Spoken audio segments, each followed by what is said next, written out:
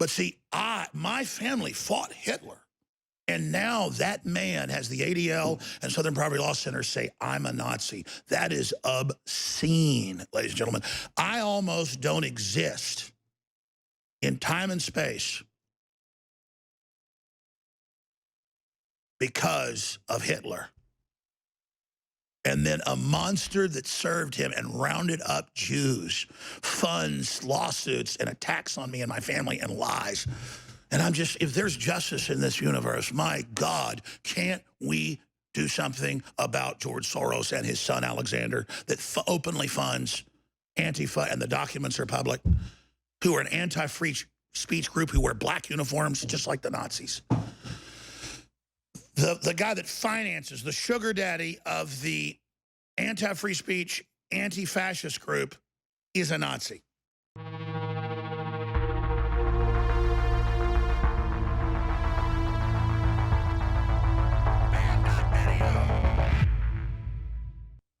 George Soros, ladies and gentlemen, is a real piece of work. He grew up in Eastern Europe during World War II, and he went around as a bloodhound for the Nazis, finding where Jews were hidden, just like Madeleine Albright's father did, and then stealing their goods. Madeleine Albright, by the way, has been caught with stolen loot from the Holocaust. That's mainstream news. Just look it up. She had people in her house for 60 minutes, and people saw this stolen art. Well, yeah, her father stole it from Jews he was supposed to save, and then he sold them out to the Nazis. And that was a really evil position that some Jews, like Madeleine Albright's father and, of course, George Soros, carried out, a very wicked position. And George Soros is really mad at me that I cover this and I talk about it. And he puts out the PR and the disinformation that he's a Holocaust survivor. Well, I guess that's kind of like saying Hitler is a Holocaust survivor. And I guess he was someone that was around during the Holocaust and he survived. I mean, I guess technically it's true. Hitler is a Holocaust survivor. I think it's a sickening play on words, a manipulation, a legalese issue. Bill Clinton didn't consider blowjobs sex, so he said, I've not had sex with that woman. But come on, George Soros didn't survive the Holocaust, and Hitler didn't either. And, you know, Dr. Steve Pachinik has been on the show. He had family die very close to him in Europe who were Jewish, and then he couldn't get into the U.S. He got into Cuba when he was a little kid, and he talks a lot about that. And, he's Jewish, and just how sick it is to know that a lot of people associated with the ADL and others actually made fortunes off of selling their fellow Jews out. So here's a compilation of clips. I saw this posted to YouTube, and they took it down because you can't talk bad about Soros. When he went on 60 Minutes and said that it was the best time of his life. In an NPR interview, he called it happy-making time and exhilarating. But this was called Operation Sugar Daddy is the name of this video.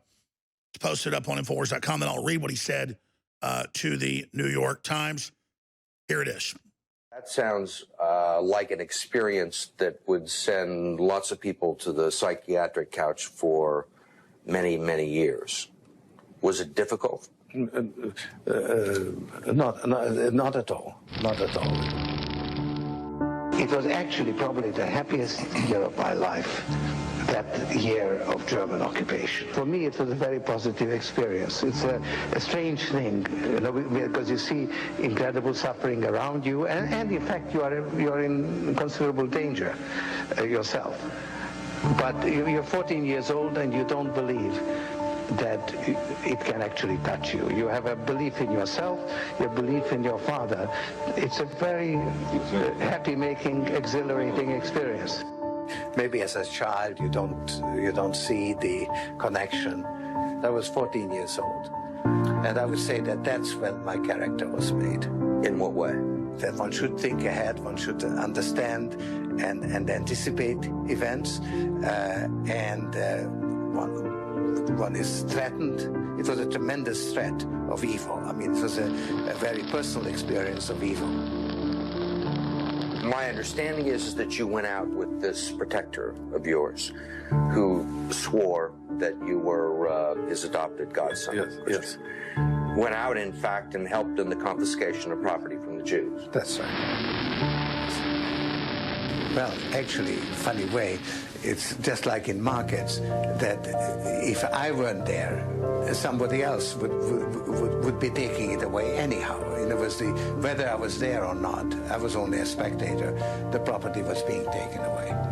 At the center of George Soros, there's an inherent contradiction, which is on one hand, you're the capitalist who does not care about the social consequences of his act, and on the other hand, you are a philanthropist who cares only about social consequences. I don't feel guilty because I'm engaged in an amoral activity which is not meant to have anything to do with guilt. I am engaged in a amoral activity. Now, have you ever heard something more satanic, more sociopathic, where you have no feelings for anybody except yourself, maybe a little, and you don't even see it as bad that you're going and tricking people to let you into their hiding place, claiming you're running from Nazis? That's what he would do. He was 14 and small for 14, so they were saving a kid. He would come in and then remember it all, then run out at night and bring the Nazis. They called them bloodhounds. Translate that out of German if you want. It's scarier sounding. And he says, oh, I was just fulfilling a role. So if an enemy army took over America, he would just, I'm just going to help them. I'm not bad. You see, he wouldn't fight them. He would just choose who he thought was going to win, and then he would just side with it. And then he would not feel bad at all. He would call it happy-making and exhilarating, and it's funny. The part is, it's funny. I did not care. And then he figured out, oh my God, I showed him who I really am. The guy was in articles in the 80s saying, I am the Messiah. Not the Jewish Messiah, not the Christian Messiah. He just said, I am the Messiah. I am going to be the Messiah. He said, I don't like to tell that much. They say they might lock me up, but I am the Messiah. You know, both my grandfathers almost died in World War II in the Army Air Corps. Both of them almost died. My mom's dad went off the Army Air Corps from UT football with the founder of the Dallas Cowboys. That's just an interesting little footnote. And they were in the Army Air Corps, and they all almost died. And about half their friends died.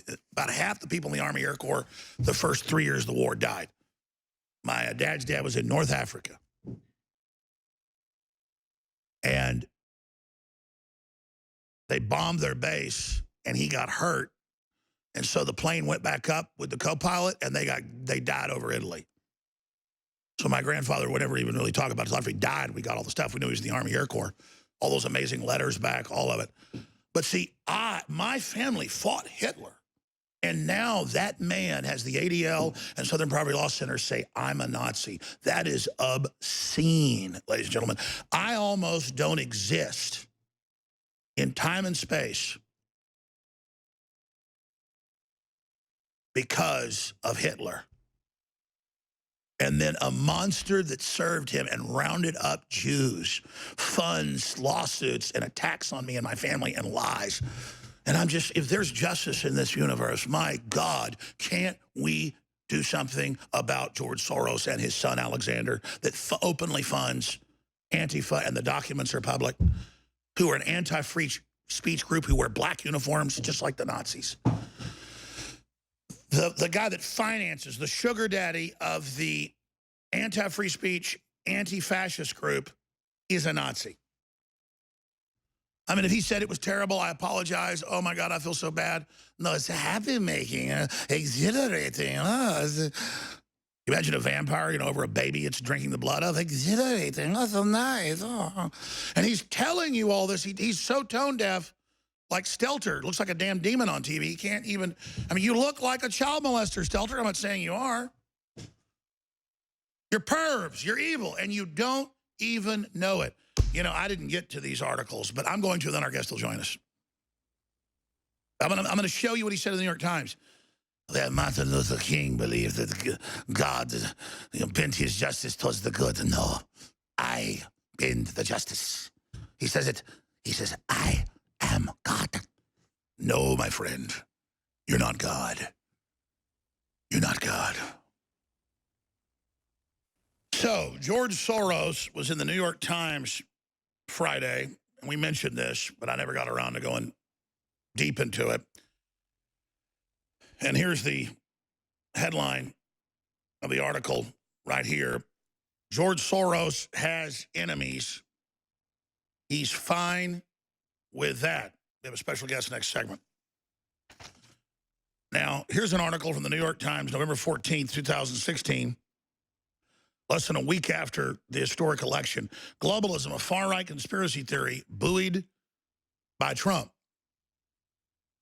And then you read it, and it goes on to say Alex Jones started the made-up movement. Globalism doesn't exist. Trump's picked it up. It's insane. They claim there's a global government. They claim they want to get rid of national sovereignty and open up the borders and have the UN flood the West with third-world populations and then capture the West, which is exactly what it is. And they go on to say it does not exist. Now, here is the New York Times last Friday saying Soros is proud to be the leader of globalism and that he's going to defeat America. He says, we'll defeat the nation states. Globalism, a far-right conspiracy theory buoyed by Trump. And then it just goes on from there. You can go read both of these articles. They're online. They want to say, what is globalism? And they say, it doesn't exist. It's made up. It says Laura Southern, a host of the right-wing Canadian media, Rebel Media, explicitly rejected its use as a synonym for globalism. In a video clip she posted online in September, she said the word meant rule by autocrats. It's a very good definition. Such as President Obama, former President George W. Bush, and the United States, who value the false flag diversity of unchecked immigration from the third world. Well, the Davos, they say we're technocrats establishing a world government. And Xi Jinping went there that very same time frame, about a month later, a few months later, in early 2017, and said, we will defeat America together with Juncker, the dictator of the EU, whose grandfather was the richest Nazi. You can't make that up. I'm sorry. Globalists almost always sneer down their nose at tradition, disdain national culture, laugh at religion, and generally despise the West while holding a creepy affection for the third world. They just want to use it as a weapon. It's a great definition she had. And then it goes on to talk about how I'm the guy creating it and pushing it to Trump, and that I'm the main guy exposing it and it doesn't exist. The digital control panopticon control system engineered by shadow corporate and political elites. He called it the total form of slavery is my definition of globalism. Then it just goes on to talk about Trump and I. Where'd the idea come from? And it goes on to say Alex Jones and I'm very evil. Well, it comes from the globalist calling themselves globalists 50 years ago. Mr. Jones then pivoted to what he thought was most important, the coming destruction of the globalists that hijacked the country, close quote. Primarily the news media and international business people. Soon they would be destroyed once and for all, he suggested. I didn't say business people. I said the crony capitalists that rig things only for themselves. This is America battling back to restore humanity and break the chains, he said. There's not going to be any detente. We know you're scum. We're here to just let you know you're scum. So that's just part of it. It goes on and on. Now here's Soros Friday. You can go read it for yourself, but he says, I have a lot of enemies, and I'm glad they're my enemies, and yes, I'm funding globalism, and yes, my form of globalism is good, and we're going to stop the censorship of the right wing and Trump, and we're going to stop the evil of the borders being controlled, and we're going to regulate the banks. That means banks he doesn't control. The Rothschilds don't control. And it just goes on from there. But it says he's a humanitarian, he's a wonderful person. This guy's known for crashing dozens of economies and bankrupting people. And until he bought off the U.S. media in the 90s, he was a villain on the nightly news. Notably, it goes on that the arc of history is turning back to globalism. Trump is still doing a tremendous amount of damage, he said, lifting himself at his desk a bit. I mean, just last week, what he's done in the Middle East, oh yeah, the peace breaking out, has been devastating for America's influence in the world, he said, referring to the withdrawal of troops from Syria, actually keeping a promise. Mr. Trump is an aberration, and he's clearly putting his personal interest ahead of the national interest, he said. Again, that's total inversion. This guy says America shouldn't even exist. And he then calls for a tax on the rich. They're all tax exempt offshore when he and Bill and Melinda Gates and all them spout that disinfo. And then he goes on to say that he wants to fight for free speech and that what the NBA is doing is wrong and acts like he's battling communist China. Total bull, because he knows China's losing the war with America, so now he's pivoted because he thinks America's winning. So he said, I worked with the Nazis because I thought they were winning. And it was happy-making and wonderful. I just played the clip earlier. Happy-making, funny, exhilarating, oh. It sounds like he went to like the greatest beach in the world or saw the greatest, how was it? Happy-making, exhilarating, oh, it's a funny, oh. Imagine anyone else saying that. Like, oh, you helped round up a bunch of Jews. Oh, you're so special and good. Oh, George Soros. Oh, your son's photographed everywhere doing satanic rituals, Aleister Crowley rituals. He wants us to know he's a Satanist. Oh, you're so powerful. We're so scared of you. You look like a sack of maggots.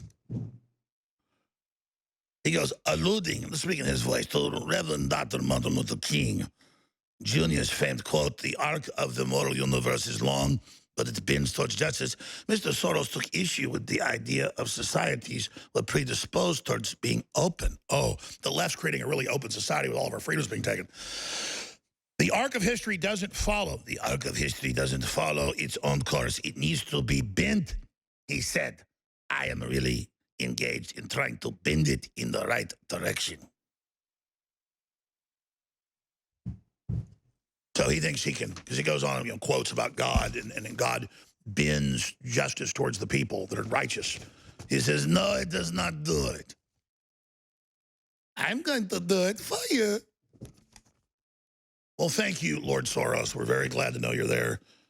You're very arrogant and delusional like your father, Satan. I was with my father. It was exhilarating.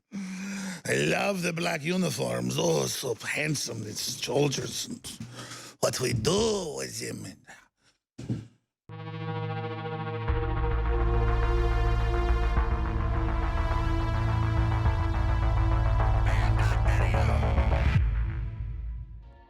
Now it's easier than ever to have band.video on your iPhone. Simply go to band.video with your Safari browser. Then you click the share button at the bottom of the screen. When the menu comes up, you simply click Add to Home Screen. It will then ask you to name the app. I suggest band.video. You will now have band.video app on your home screen, despite the fact that Tim Cook tried to stop it. The globalists think you're lazy, but by taking a little bit of action, you can override them, have the app, and then tell others about it so they can get the app.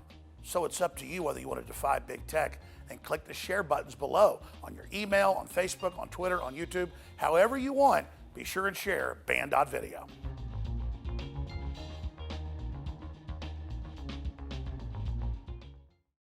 It was more than 25 years ago that I was in college, and I still remember being at Barton Springs, this big natural limestone pool in Austin, Texas that feeds into the Colorado River, and seeing these professional swimmer types out there who were in really good shape. And I remember this old man who looked like an Olympic athlete or something with a gallon jug of water, but it was light brown. And I said, what is that? And he said, it's iodine. And I said, well, what's it do? And he said, well, you see how good a shape I'm in. He said, I learned about this a long time ago, and it's the trace element that counters the fluoride that's killing everybody. And, have you seen how the planes are flying over? They're spraying something in the atmosphere. And I was kind of awake then, but I hadn't heard of chemtrails yet. And I'd heard something about the debate about fluoride, but I knew that Stanley Kubrick had made fun of people back in Dr. Strangelove, back in the early 1960s in that movie. So I wasn't exactly sure what the guy was getting at. But then all these years later, like 8 years ago, Dr. Group's here. And he's like, listen, he was a guest. This is about 9 years ago now. And he goes, you need to take atomic iodine. He goes, I'm developing it. I'm going to put some out. It'll make you healthy. It'll make your skin healthier. It's the good halogen versus the fluoride. Of course, I knew all about fluoride causing brain damage, lowering IQ, hurting fertility, causing bone cancer, just all of it. And I'm like, okay. He said, but when you take it, I'm going to warn you, about 2 weeks in, most people detox and a lot of stuff comes out of your skin and you're going to really feel bad for a week or so. But then after that, you're going to feel a lot better and lose a lot of weight. Bam. Just like clockwork. About 2 weeks in, I'm taking a dropper full of water every day. And I just suddenly feel lethargic. I feel like crap. I break out. I've got all this oil coming out of my scalp. Hadn't had zits on me since I was in high school. I'm like, what is going on? And a bunch of other things happened. I'll just leave it at that in the bathroom. And that went on about 4 or 5 days. And I woke up one day and felt way lighter, felt great. It's like when you're going up a hill, carrying your kid on your shoulders, and you finally get to the top of the hill and you take them off your shoulders and you feel a lot lighter, felt like you could fly. It was kind of like that. And then a lot of weight came off of me and it did amazing things. And then every time I forget to take the good, clean iodine, I start feeling like crap again until I remember to take it. So for everything in our lives, it's so special. Well, X2 is the pure deep earth crystal iodine. And people love it, and we sell it, and it's on the site, and it's our best seller. I was talking to some medical doctors and others, and they said, Alex, there's a small percentage of people that can't absorb atomic iodine and the pure deep earth crystal type. You should have triiodine with 2 other types with it that help you absorb the deep earth crystal iodine, but a little bit of the other 2 types. And so we have all 3 types in Survival Shield X3, and a lot of people like X3 better than X2. It's all your physiology. It's all your body. This is weaker. And that's just the formula, because when you do it with the other 2 types, it reportedly supercharges the pure iodine, and so you don't want it to be stronger. It's not about a saving money thing. It's not even a cost issue. It's that this is a different formula for different people. And so it's up to you to try it. And by the way, iodine's big. I mean, the big mojo. This isn't a game, so be careful with it. Consult your physicians. Check into it, because you already have deficiencies and stuff, and then this comes into your life. You're playing with lightning in a bottle here. It's 70% off of the 2-ounce bottle, 60% off for the 1-ounce bottle right now at InfoWarsLife.com. X3.